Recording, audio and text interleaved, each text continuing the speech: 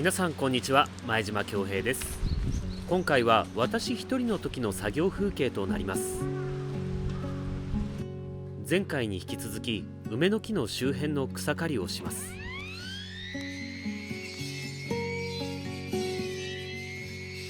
この辺りはノディとパティがナナちゃん家に遊びに行く時によく通るので、普段私たちはあまり通らないところですが、マダニが少しでもつかないようになるべくきれいにします。広範囲をやるときはメリクさんからいただいたエンジン式の草刈り機の方がパワーがあって使いやすいのですが、今はガソリンが切れてしまっているため、今回は NX ハックさんからいただいたバッテリー式の草刈り機を使っています。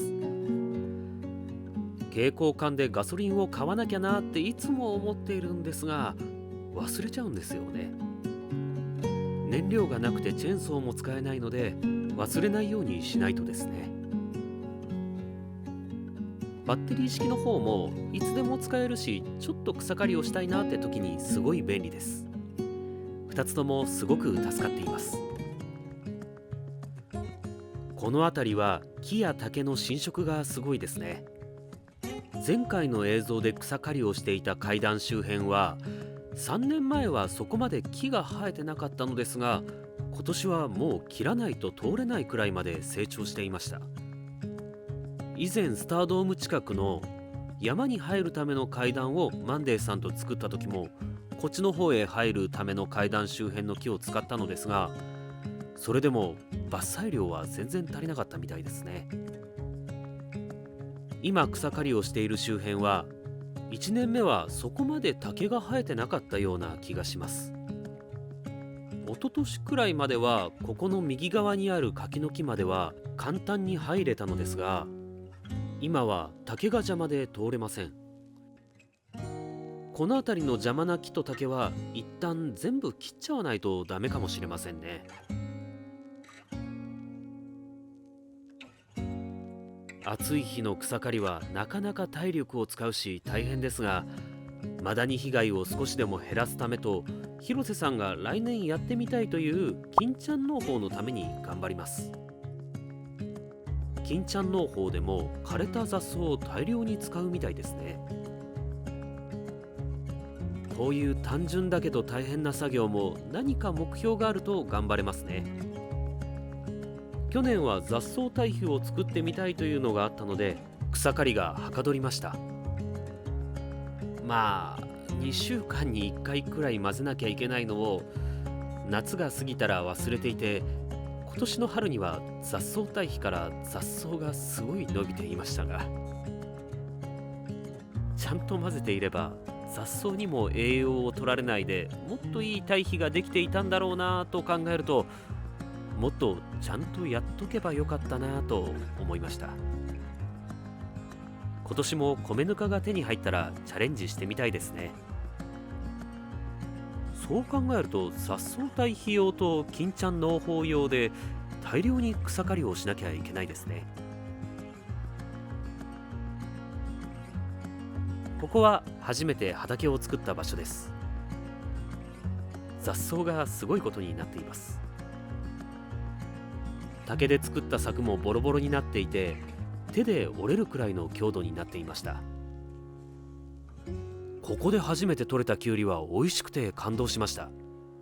新鮮なキュウリってこんな美味しいものだったのかってなったのを覚えています。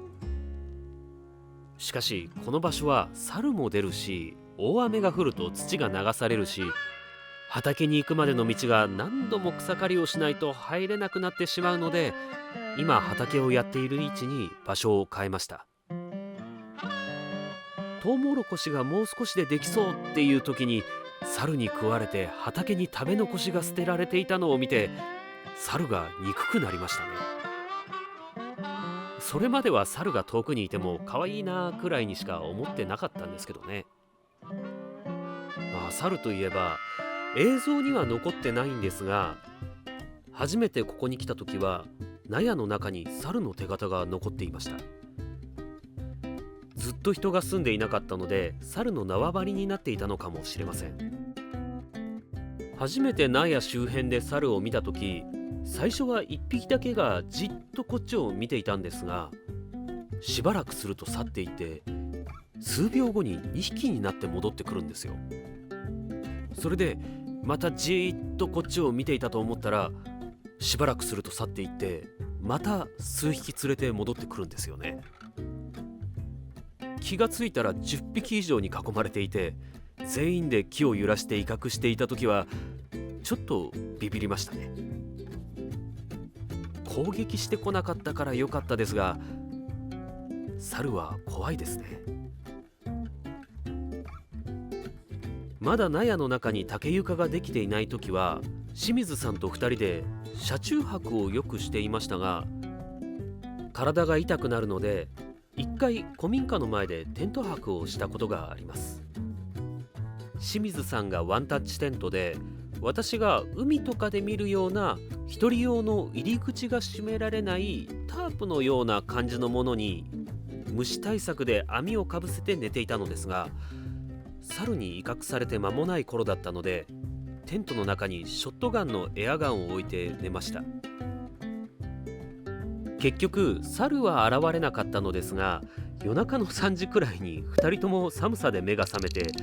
こんなんじゃ寝ていられないと車で寝たのを覚えています。9月の初め頃だったのですが、寝袋も何もなかったのでめちゃくちゃ寒かったです。そう考えると今の納屋の環境はその頃と比べるとすごく過ごしやすいですね。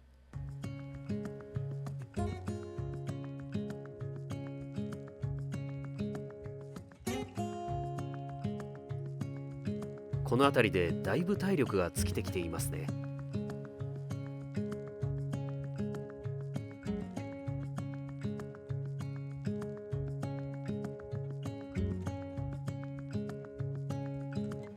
切った草を集めるのもなかなか大変です。冷気があればもうちょっと集めやすかったんですが、折れて使えなくなってしまったので素手でひたすら集めます。この日は暑かったので半袖で作業をしていたのですが、やっぱりこういう作業も長袖でやらないとダメですね。めちゃくちゃ虫に刺されました。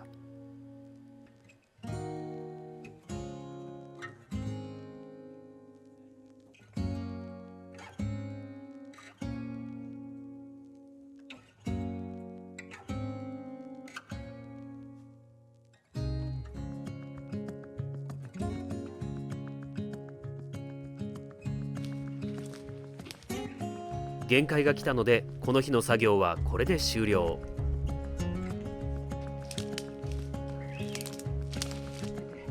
もうフラフラです。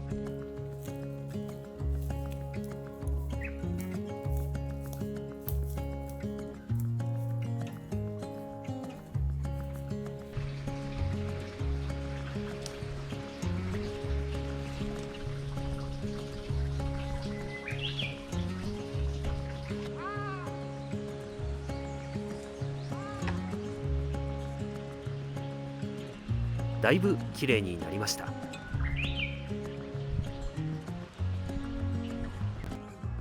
最後までご視聴ありがとうございました。チャンネル登録、高評価よろしくお願いします。